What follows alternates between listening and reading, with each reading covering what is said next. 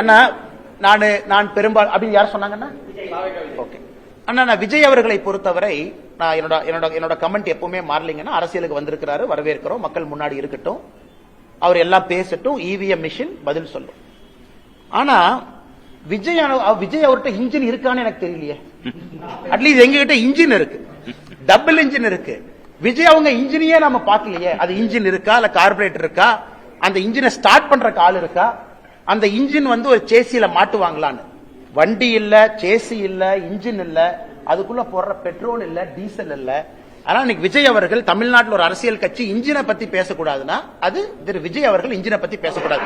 ஒருவேளை 234 தொகுதியில கேண்டிடேட் போடுறாரு, ஒத்துக்கிற இன்ஜின் இருக்கு.